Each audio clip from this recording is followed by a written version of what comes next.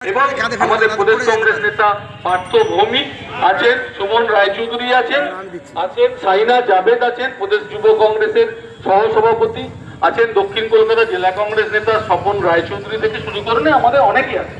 আমি সকলের নাম বলতে গেলে আমাদের সময় চলে যাবে। আমরা প্রথমে আমরা শুভদাকে আমরা মঞ্চে ডাকছি, অমিতাভ চক্রবর্তী মহাশয়কে আমরা মঞ্চে ডাকছি। যে আজকে কেন এসছি আমরা সেটা আপনাদের আগে বলে রাখি। আপনারা জানেন যে আমাদের 200 বছরের বেশি আমরা ব্রিটিশের দাসত্ব করেছি। যে রক্তক্ষয়ী স্বাধীনতা সংগ্রামের মাধ্যমে আমাদের হাজার হাজার লক্ষ লক্ষ মানুষ এই স্বাধীনতা আন্দোলনে ব্রিটিশের গুলিতে প্রাণ দিয়েছে।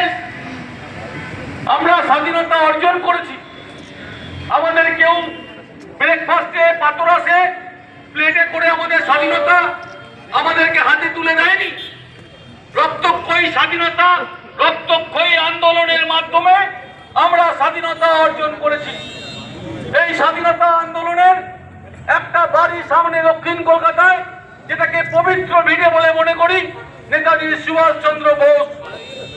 আমরা সেইখানে দাঁড়িয়ে আমরা আরএসএস এর প্রধান যে মোহন ভাগবতজি, তিনি ভারতবর্ষের ইতিহাসটাকে পাল্টানোর চেষ্টা করছে বিজেপি এবং আরএসএস। তিনি বলেছেন ভারতবর্ষের স্বাধীনতা দিবস 1947 15 আগস্টের প্রকৃত স্বাধীনতা নয়, তাদের নাকি স্বাধীনতা এসছেন সারা দেশের যেদিনকে নরেন্দ্র মোদী এই কথাটা বলে ভারতবর্ষের স্বাধীনতা সংগ্রামীদের স্বাধীনতা আন্দোলনকে আজকে কালিমা লিপ্ত করার চেষ্টা করেছি।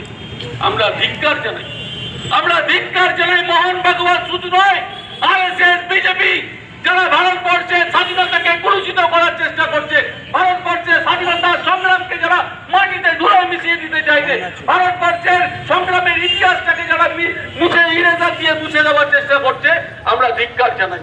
আমাদের মধ্যে উপস্থিত আছেন আমাদের প্রদেশ কংগ্রেস সভাপতি, তাকে আমরা মঞ্চে ডাকবো। আমরা প্রথমে বক্তব্য রাখার জন্য আমরা অমিতাভ চক্রবর্তীর নাম প্রস্তাব করছি।